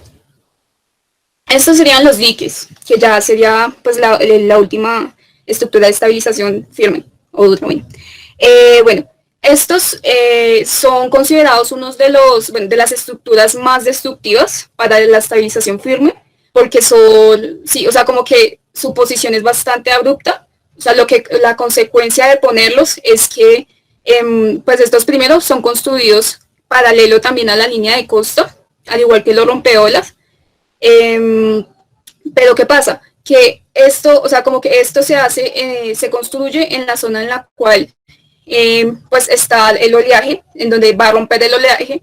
¿Y qué pasa? Que al romper, o sea, como al chocar la ola, lo que hace es que esa misma turbulencia baja, o sea, esquiva la estructura, baja y va erosionando en la parte de abajo, así como está mostrando mi compañera Camila. Entonces, ahí que está haciendo que pues es que está erosionando es por abajo y por los lados de la misma estructura. Entonces, como ustedes pueden ver, en las imágenes de la derecha, en la de arriba, se ve que hay una erosión fuerte detrás de la misma estructura, detrás de los mismos diques. Entonces, pues tampoco es bastante viable esto, a no ser que se tenga como pues bueno, una buena ingeniería y bueno, como tener como todos esos, pues esas consecuencias adelante, sí, como ahí tomando en cuenta todo eso. Siguiente, por favor. Listo. Entonces, ¿cuáles serían las alternativas para la estabilización firme de costas? Pues ya que he mencionado que realmente todas estas estructuras lo que hacen es erosionar o acumular de más. Entonces, serían 3 alternativas las que se mencionan. La primera sería la restricción pues, de la construcción en estas zonas, ya que pues así se evitaría pues este problema, así como que se tenga que colocar estas mismas estructuras y simplemente dejar que pues, la naturaleza haga lo suyo, ¿sí? O sea, como que siga el ritmo natural. Pero ¿qué pasa? Que esto se está volviendo un negocio, lo de tener una casa en la playa o un hotel en la playa, o sea, porque es bastante viable o sea, en el sentido monetario tener un hotel cerca de una playa, ¿sí? Entonces, pues algo interesante que pues encontré es que pues en Estados Unidos existe un programa nacional de seguros contra inundaciones, el cual le cobra a la gente que tiene pues casas o hoteles cerca de la playa una cantidad de dinero bastante grande, ¿sí? Para en caso de que o sea, llegue a haber como un desastre natural. Entonces ellos lo que hacen, o sea, lo que están haciendo ahí es lucrarse de, pues, de estas mismas catástrofes naturales, por decirlo así. Entonces realmente no, o sea, como que esto es más un negocio y por eso no se evita que se construya cerca de las zonas costeras. Entonces, pues sí, o sea, como que eso es un negocio y está como difícil que, pues, que no se construya. Siguiente, por favor. Listo. La segunda sería la reposición de la playa. Esto pues realmente es bastante costoso porque pues hay que tener en cuenta que hay que añadir, es una nutrición de la playa, ¿sí? O sea, lo que se hace es añadir sedimento, arena, pues, a la misma playa para reemplazar el sedimento perdido. Pero esto es costoso porque constantemente uno tendría que estar suministrando grandes volúmenes de arena para pues tener un balance. Entonces, el costo realmente es muy elevado de esta alternativa. O sea, si ya se tiene un hotel o pues, o sea, ya se tiene el dinero, pues sí, es viable, pero realmente el problema ahí es que es bastante costoso. Además, pues que esta arena pues tiene que ser traída de otro lugar. Entonces le estamos quitando arena probablemente a una zona, no sé, un área donde hayan pues seres vivos por ahí, no sé, o algún arrecife, o no sé. Se está quitando arena de un lugar para ponerlo en otro. Entonces ahí estamos afectando otro lugar para beneficiar al que se le está colocando. Entonces esto tampoco es como muy eficiente. Siguiente, por favor. Y ya la última alternativa, entonces sería la reubicación, que pues como lo dice el nombre, sería trasladar la estructura, o sea, lo que es el hotel, la casa, o, ¿sí? A otro lugar que sea más seguro para evitar pues todas estas amenazas que vienen tras vivir cerca a la costa.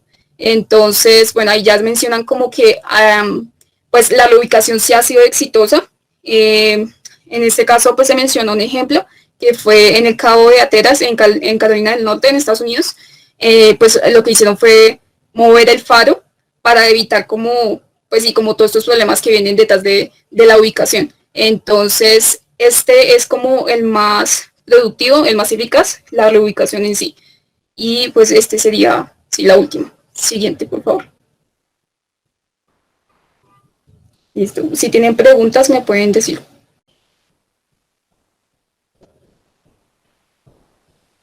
Si no, pues mi siguiente compañero, entonces pondrá las características y tipos de aguas costeras.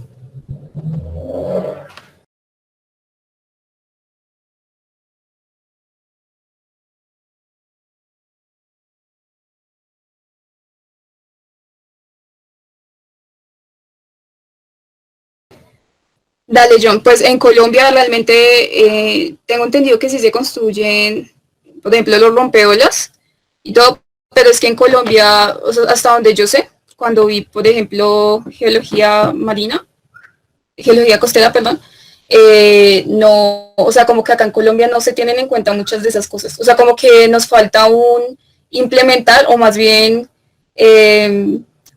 sí, como aportarle a esas cosas, o sea, como que a esas iniciativas no se hacen acá muy a menudo. O sea, realmente no es como que se haga, simplemente se deja que siga, pues sí, como el curso o sea, como que se siga erosionando la playa y ya. Realmente acá no, o sea, no, en Colombia no, que yo sepa no. No sé si alguno de mis compañeros sabe. Pues, digamos, para complementar a Wendy, de lo que he sabido, se ha hecho como un piloto de como hacer arrecifes artificiales. Entonces ellos con concreto construyen unas estructuras y las dejan en el mar para que el arrecife se fije ahí. Eso se hizo, me parece que por la costa Caribe, eh, en la parte de Córdoba, me parece, si no estoy mal.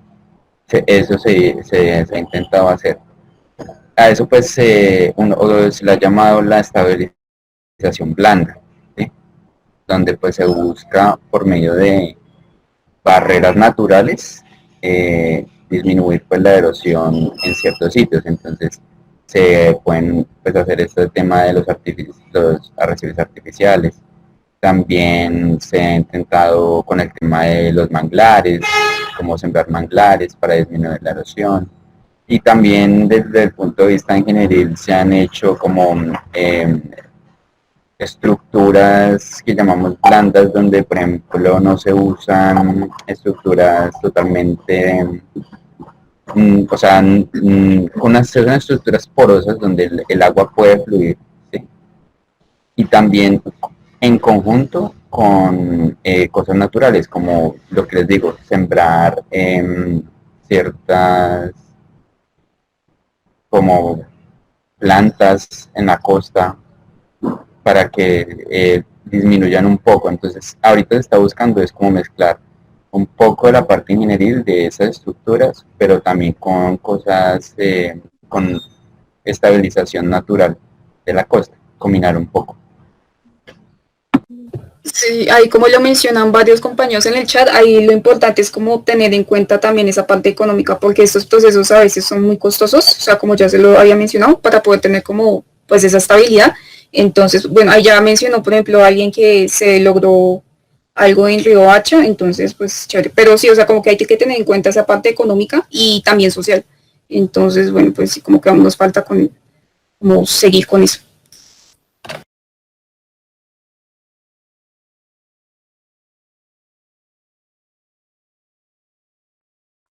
Pues digamos un ejemplo de lo que es de estabilización rígida muy fallida es los tajamares del río de la desembocadura del Magdalena, donde pues ya se ha erosionado muchos ecosistemas litorales en la Ciénaga de Mallorquín, muchas islas barreras, producto pues de esa intervención antrópica.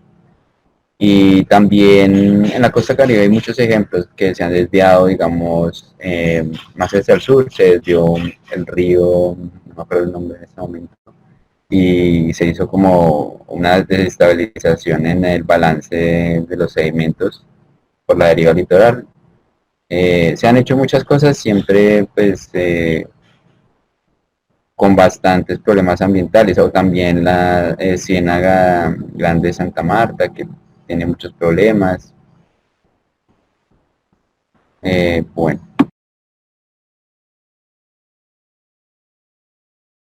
Hola chicos, ¿cómo están? Bueno, básicamente ya sé que deben de estar cansados y teniendo mucha información para procesar, pero les pido que me pongan atención en esto porque es un tema que le compete tanto a Colombia como al mundo.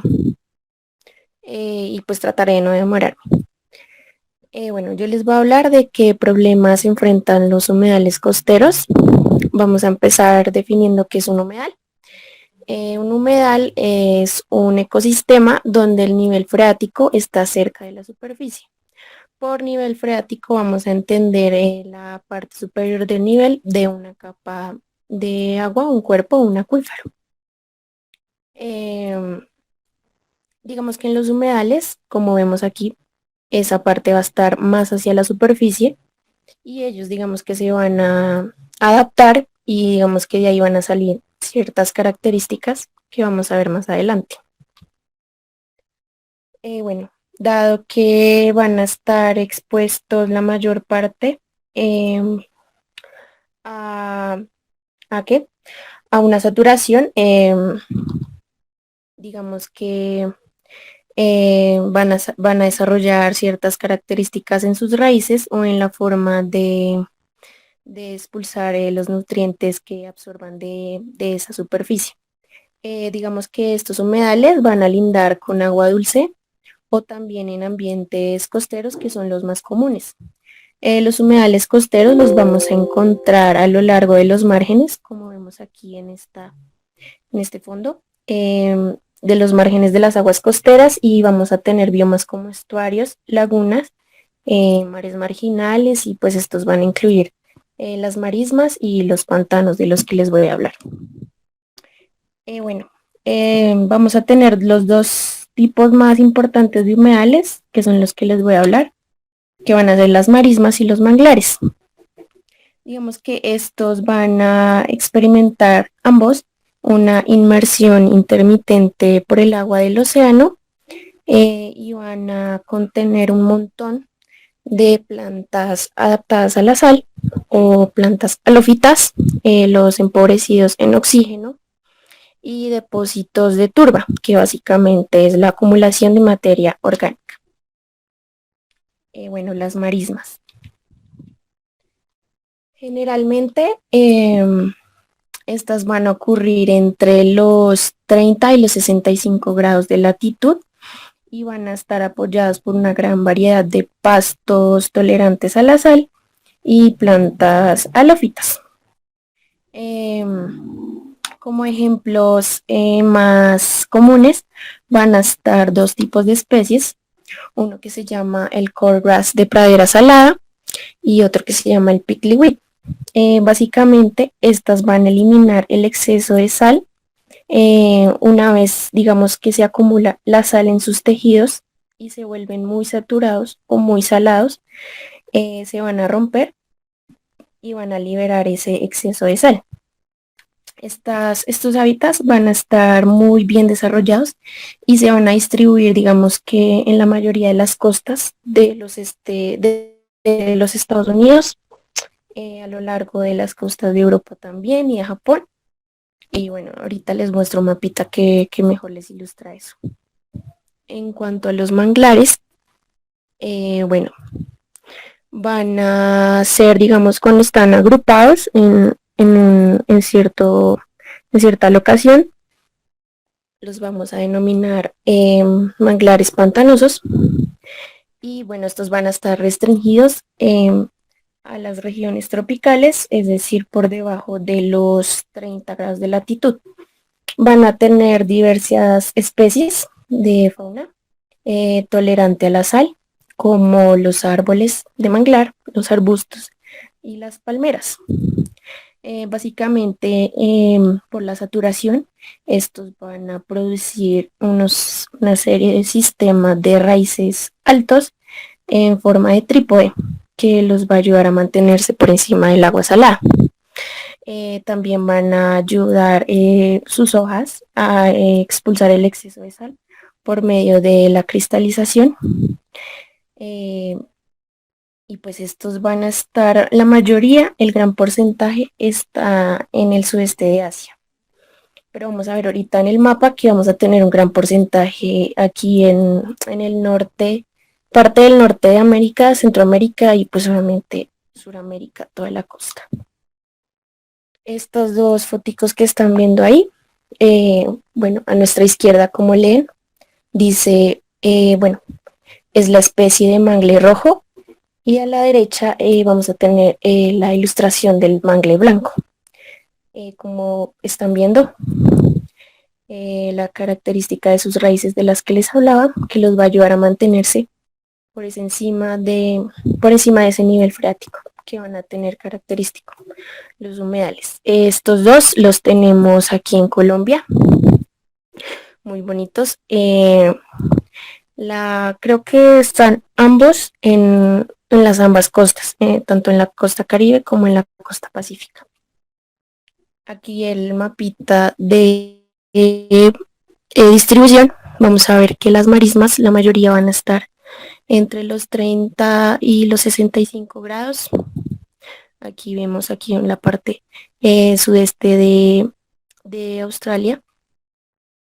Y bueno, y los manglares, que son estas líneas naranjitas, la mayoría los vamos a tener concentrados aquí, tanto como les decía, en Centroamérica y parte de Sudamérica y parte del norte y el sudeste de Asia.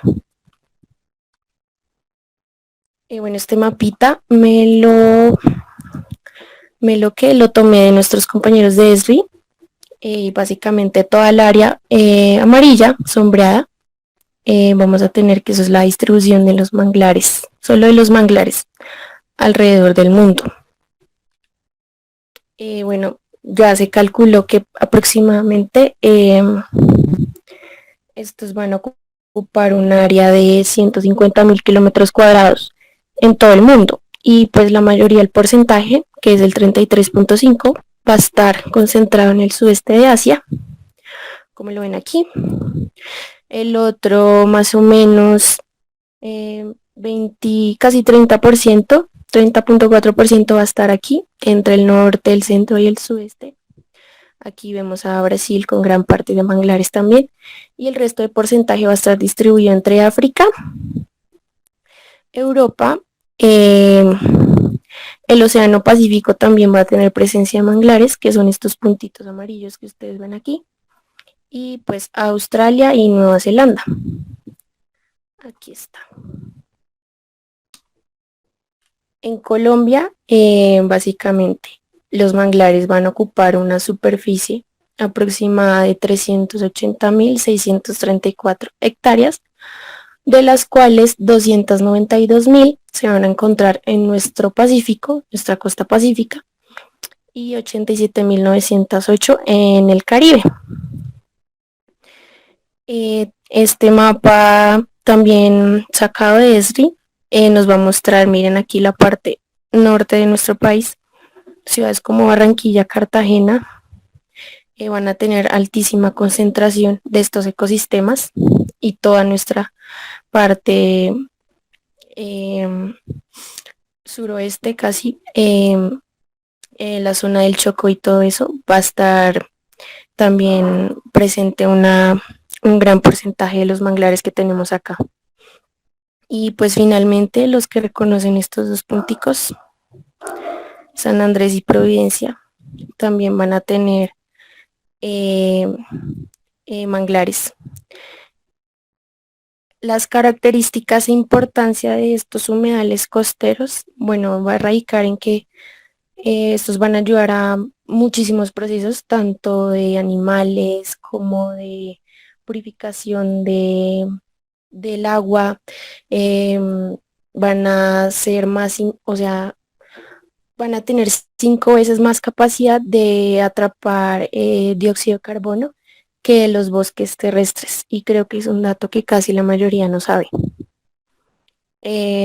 Bueno, se van a caracterizar por ser potenciales de áreas de cría, de hábitats de protección para muchas especies locales y migratorias, tanto de peces como de aves.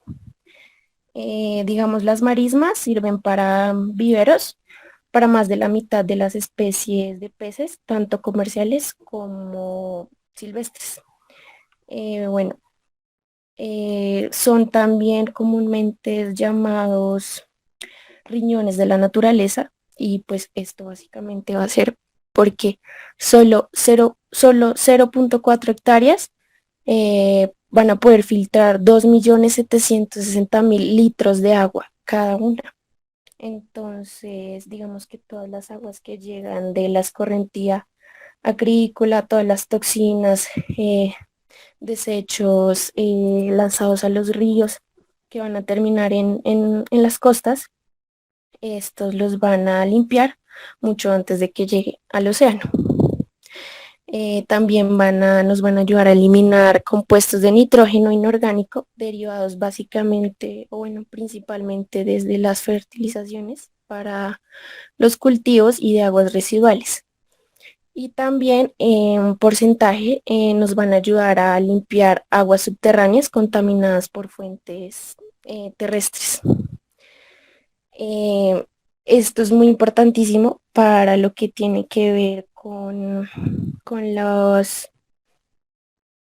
la población de peces dentro de estas zonas, y es que bueno, tanto los manglares como las marismas van a absorber los nutrientes que corren río abajo de las tierras de cultivo, que como ya vimos traen muchas toxinas y contaminantes, que si llegase a las aguas costeras, estas cosas, o bueno, estos desechos, servirían de alimento para una serie de algas nocivas que florecen, crecerían y crearían zonas muertas, o sea, zonas sin oxígeno donde básicamente pues no puede existir nada más sino solo esas algas, ni corales, ni peces, ni ninguna especie de flora ni de fauna.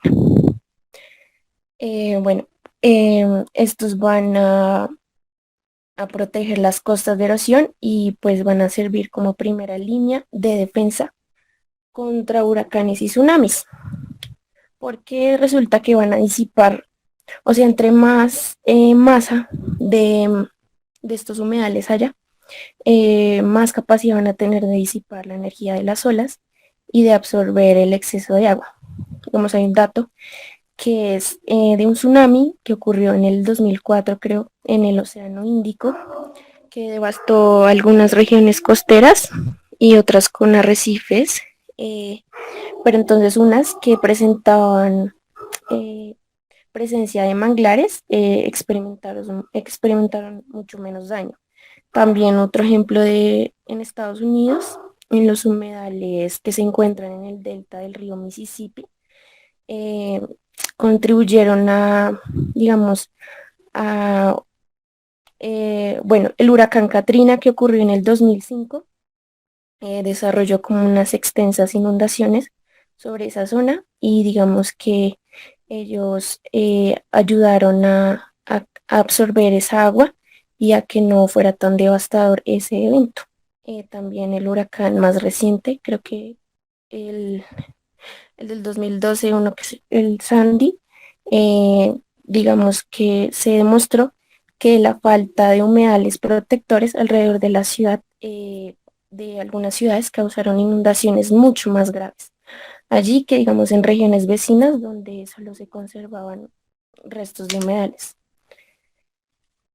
Digamos que a pesar de todas estas propiedades y de todo lo que les mencioné, más de la mitad de los humedales, digamos, a nivel, digamos aquí en Colombia, como les mencionaba, no hay un dato exacto, pero se estima que se han perdido más de 200.000 hectáreas, que sería casi la mitad de lo que había originalmente, como en los años 60, 80, que se estimaba que había 500.000 hectáreas aproximadamente.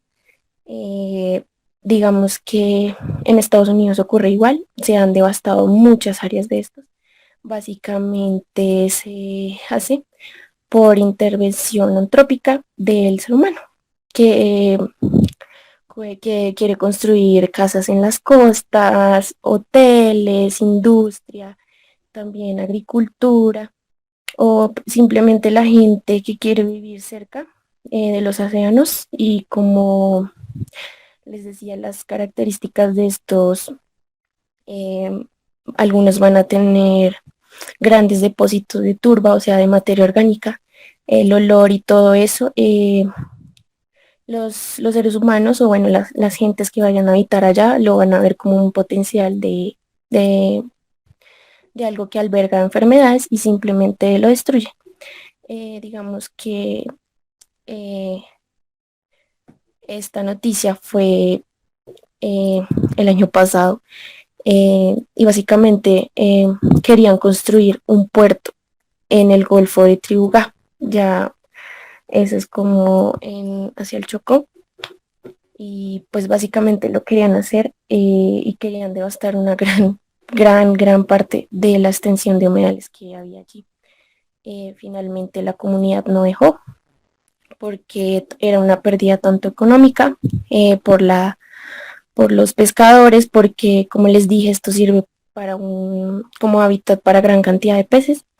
Digamos que el impacto económico para los habitantes de allí iba a ser devastador. Lo calcularon creo que en 27.000 millones de dólares al año, más o menos. Y lo que les decía, según el IBEMAR, no hay estudios contundentes que den cuenta de la cantidad de manglar perdido a la fecha en Colombia. Sin embargo, un estudio publicado por Conservación Internacional hace referencia a que a los últimos 60 años se ha acabado con más de 200.000 hectáreas aquí en Colombia. Entonces, pues es un llamado tanto a nosotros como a la gente que conozcamos, que viva en las costas, que tenga influencia allá, para que tomen más conciencia de estos ecosistemas, que son muy importantes, tanto como para el país como para el océano en general. Muchas gracias por su tiempo y por la atención.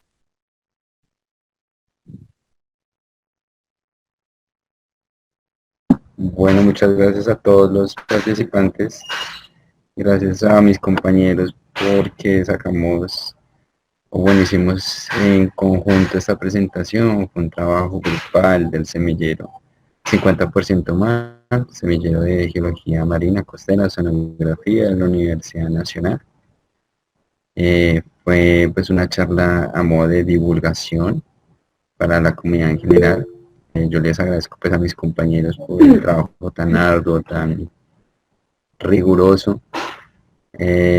Todos fueron más allá, y también agradezco pues a los asistentes por su paciencia, por el tiempo, y pues fue un gusto aprender con ustedes y también enseñarles y intercambiar conocimiento.